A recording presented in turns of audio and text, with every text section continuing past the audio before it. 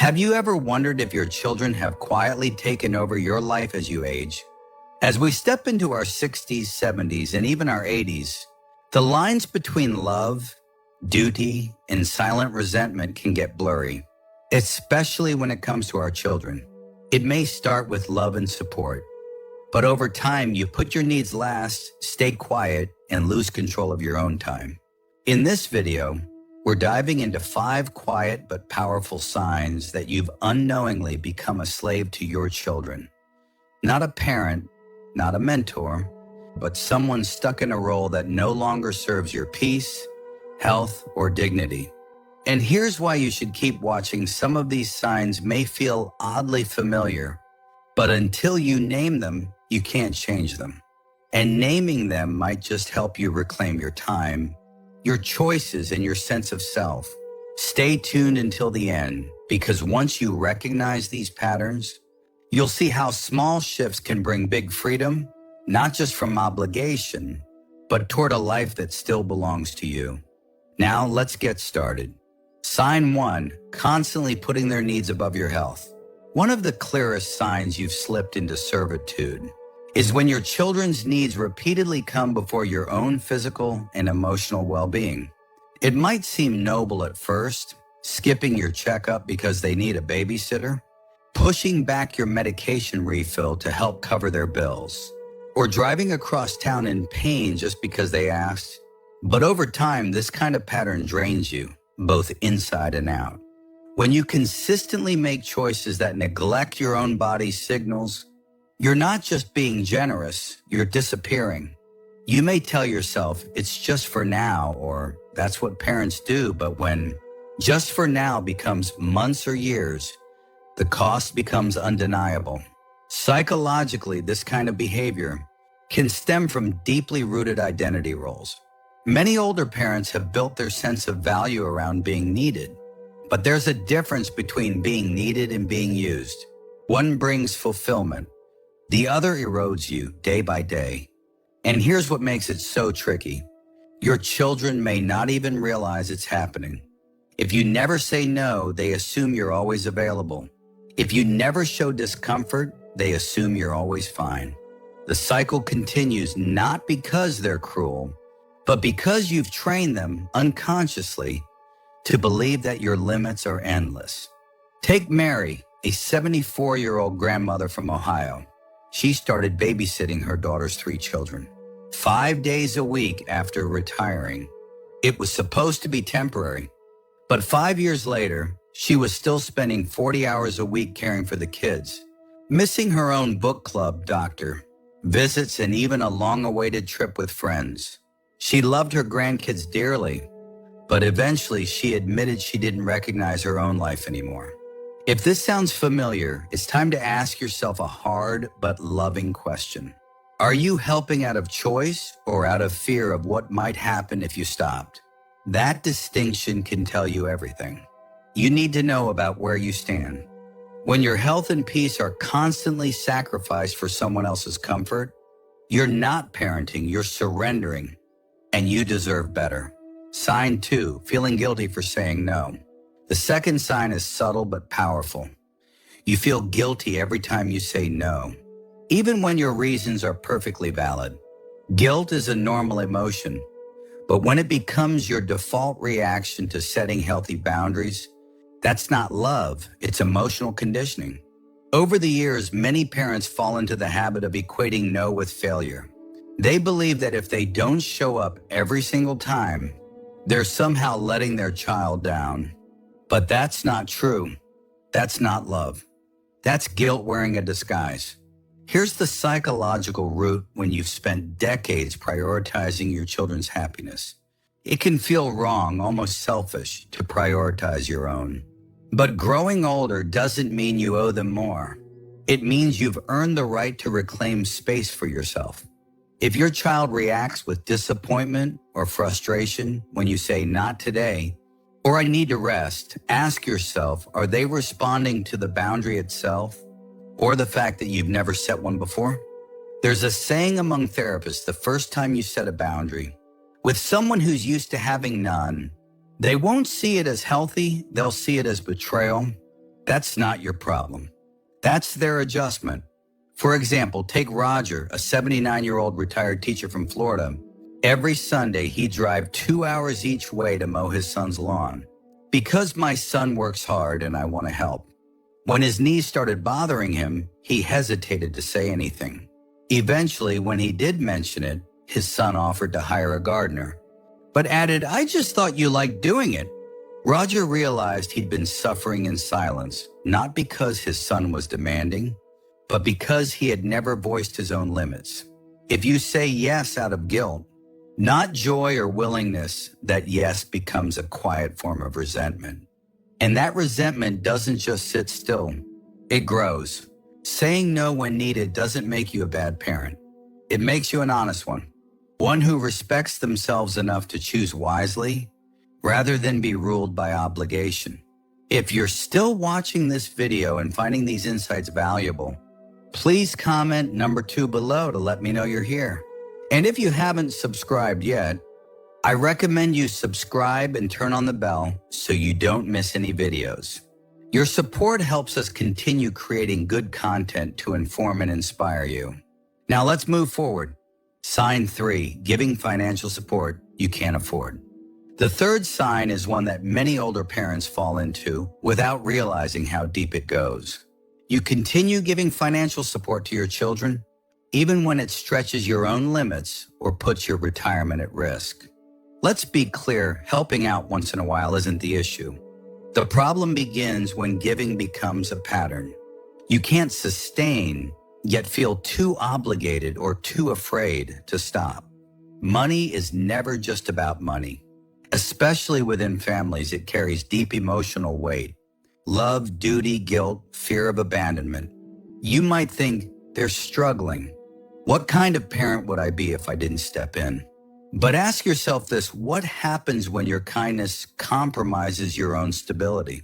When you're hesitating to turn the heater on in winter, just to cover your daughter's rent, or delaying medical care so your grandson can go to summer camp? Here's the hard truth, sacrificing your well-being for your adult child's comfort isn't noble, it's unsustainable. And often it doesn't even serve them. It can create dependence, not resilience. Entitlement, not appreciation. And it sets a precedent that says my needs come second always. Take Helen, 74, who quietly withdrew from her monthly walking club to save gas money. Why? Because she was sending $300 a month to her son, who just needed help getting on his feet.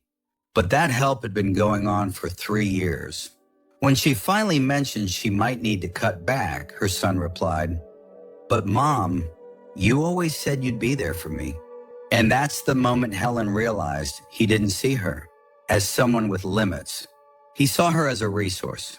If giving causes stress, resentment, or fear, it's no longer giving, it's a transaction you feel forced into. And that's no way to build a healthy relationship. You have every right to say, I need to put myself first right now. You're not turning your back on your child. You're simply stepping into your own adulthood again. One where your security, peace, and dignity matter just as much as theirs. And that's not selfish. That's smart. Sign 4, being emotionally controlled by their reactions. The fourth sign is subtle, but incredibly powerful. You find yourself adjusting your mood, your decisions, even your sense of peace based on how your children react to you. If they're distant, you worry you've done something wrong. If they're upset, you scramble to fix it, even when you don't know what you did. If they're cold, you shrink. If they're kind, you breathe again. This kind of emotional tether isn't love, it's captivity. When your peace depends on someone else's temperature, you've lost something essential, your center. It may have started decades ago when they were toddlers, and you had to regulate everything around them to keep them safe. But they're not toddlers anymore. And you're not just their parent, you're also your own person. Emotional dependency like this shows up in ways we rarely talk about. You delay plans with friends because your daughter might call and need to talk. You say yes to things you don't want to do just to avoid the sigh, or the silence on the other end of the phone. You replay conversations in your head, wondering if you said something wrong because they seemed off. And the worst part? Over time, it chips away at your self-trust. You stop asking yourself what you think, what you want, what feels right to you, because you're too busy monitoring their reactions like a thermostat. I remember George, a 78-year-old man I met through a community support group. His grown son in his 40s rarely called unless he needed something. But if George didn't pick up right away, he'd get a passive-aggressive message. Guess I'll figure it out myself. And George, every time, would feel like a failure. A man who'd fought in 2 wars and built a business from scratch, reduced to a nervous wreck over a single missed call. And if that sounds like something you've experienced, you are not alone.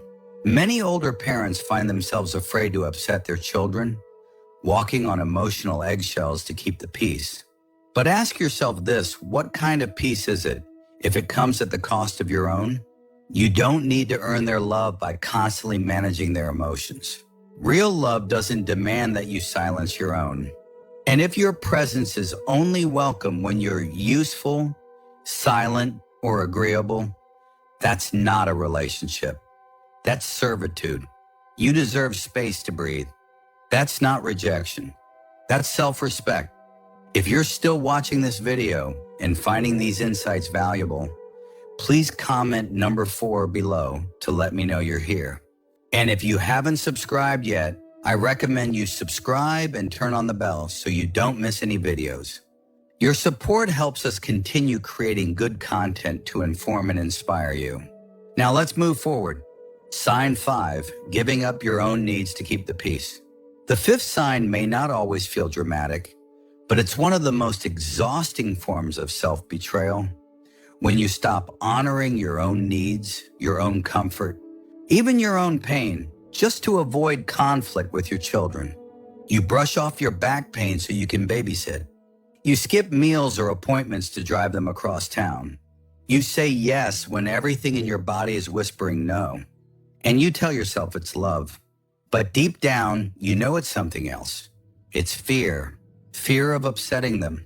Fear of being called selfish. Fear that if you stop overgiving, you'll lose them altogether. This isn't about one act of kindness or support. Every parent sacrifices. That's part of the role. But when the pattern continues into your 70s and 80s, and when your own health, time, and energy get constantly pushed aside, you have to ask, is this still love or is it imbalance? It's easy to fall into this trap when your identity for decades has been wrapped around being the provider. And even after retirement, even after your body starts slowing down, your mind keeps saying, keep going. They need you. But the truth is, your needs matter. Not just in theory, but practically. You have the right to rest without guilt. You have the right to say, not today, without explaining yourself. You have the right to prioritize your health and your peace, not as a reward, but as a baseline. I once spoke with a woman named Carol, 74 years old, who had recently collapsed from exhaustion.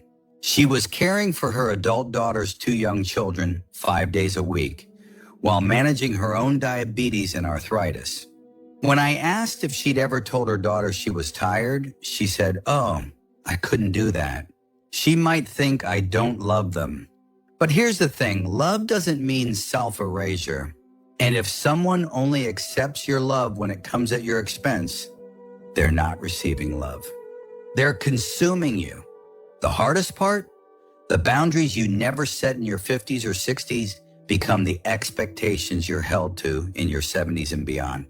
And every time you ignore your body's cry for rest, every time you override your own needs to avoid disappointment, you're teaching yourself that your worth is measured by how much you endure. But you're not meant to live your final decades as a background character in someone else's story. You've earned the right to live for you, without apology, without proving anything. And that starts when you stop negotiating your worth with your children's approval. You are not here to be the cushion for everyone else's chaos. You're allowed to take up space. Final thoughts. Maybe some of what we've talked about today hit a little too close to home. Or maybe it just made you pause and think, wait, when did I start putting myself last? The truth is, many loving, well-meaning parents fall into this pattern without ever realizing it. Because it doesn't feel like slavery. It feels like duty, like love, like doing the right thing. But when that sense of responsibility starts to erode your health, your peace, your identity, that's when it's time to stop and ask, am I still living my life or am I surviving someone else's? If you recognized even one of these signs in your own life, I want you to know something. It's not too late. You can still redefine what respect looks like in your family. You can still build new boundaries that protect your energy. You can still take back your time, your voice, your worth. Because love that costs you your freedom isn't love. It's imbalance. So be brave enough to speak up. Be wise enough to rest. And be kind enough to yourself to start choosing you. Thank you for joining us today. We'd love to hear from you. Leave a comment below and share one thing you learned today and how you plan to use it in your life. Your thoughts are important to us, so don't hesitate to share them. Reading your comments gives us great motivation and encouragement. If you enjoyed this video and found it helpful, please like, subscribe, and share. Your support helps us continue creating good content to inform and inspire you. Thanks for watching, and we look forward to seeing you in the next video.